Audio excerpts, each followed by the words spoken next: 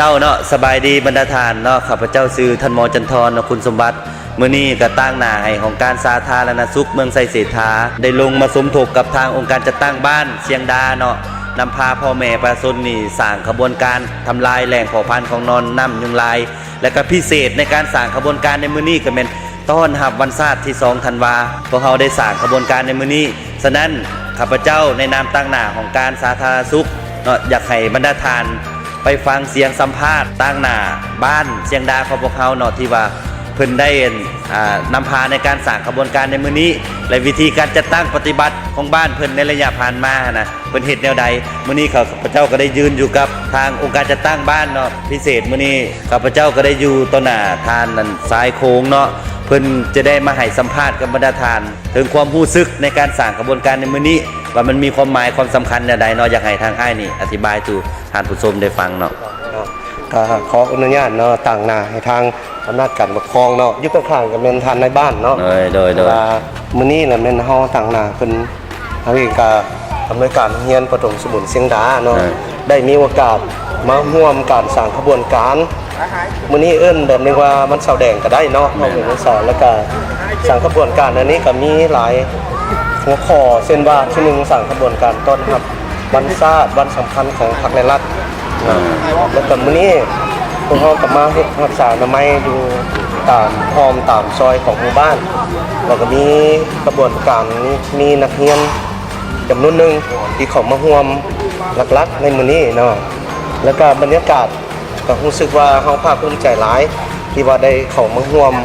ในกิจกรรมตัวนี้เพราะว่ากิจกรรมตัวนี้มันสำคัญหลายเนาะเฮ็ดให้พวกเรามีสถานที่สะอาดสวยงามแล้วก็ได้ต้อนรับวันสำคัญของพรรคและรัฐโดยเฉพาะแม่นวันชาติที่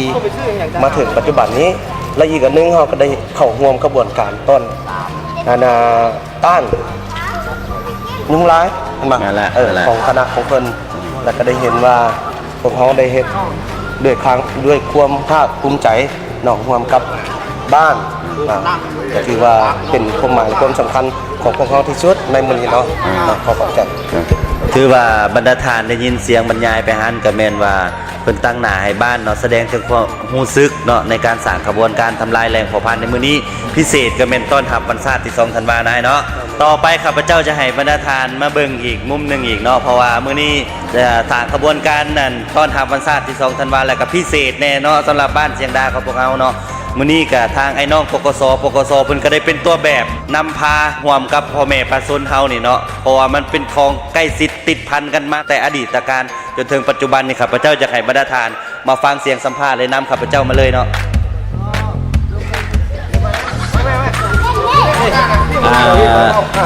เจ้าเนาะสบายดีไอ้มื้อนี้ถือว่าพิเศษเนาะสำหรับบ้านเชียงดาของพวกเฮาเนาะที่ว่าทางของการของพวกเฮาก็ถือว่าได้ไปสร้างขบวนการในแต่ละบ้านแต่ว่าบ่เห็นบ้านใดที่ว่ามีไอ้น้องปกสที่ว่าเขามาร่วมในการสร้างขบวนการหลายในมื้อนี้ดังนั้นอยากให้อ้ายนี่แสดงความรู้สึกว่าการสร้างขบวนการในมื้อนี้นี่อ้ายรู้สึกแนวใดได้นำพาไอ้น้องเขามาสร้างขบวนการร่วมในมื้อนี้เนาะขอปิดเกียรติข้าพเจ้ากับครับสอนเจ้าวันนี้เนาะขอปิดเกียรติที่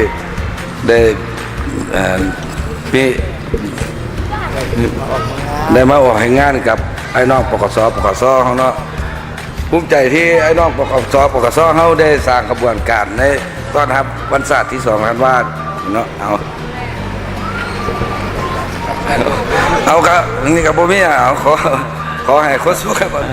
เพิ่นนั่นเนาะเพิ่นนั่นตื่นเต้นเนาะเพราะว่ามันเป็นครั้งแรกเนาะในการสร้างกระบวนการแต่ว่าจังใดก็อย่าเนาะก็ขอขอบอกขอบใจนำองค์การจัดตั้งเมื่อทุกภาคส่วนแล้วก็พ่อแม่ประชาชนเฮาที่ว่าเขามาร่วมสร้างกระบวนการในมื้อนี้ก็หวังยิ่งว่าเนาะบ้านเชียงดาของพวกเฮาที่ว่าเกิด8กรณีน่ะก็ให้มันเป็นเทื่อสุดท้ายเนาะบ่ให้มันเกิดขึ้นมาอีกเนาะก็อยากให้เอาใจใส่ช่วยกันฉะนั้นพวกเฮาจะทุกคนให้คำมั่นสัญญาว่าพวกเฮาจะมีส่วนร่วมช่วยกันในการต้านพยาธิไข้เลือดออกต้องมีส่วนร่วมช่วยกันหมดทุกคนแม่นบ่ขอเสียงดังๆอีกทีนึงแม่นบ่แม่นบ่เจ้าเนาะขอขอบใจหลายๆเนาะ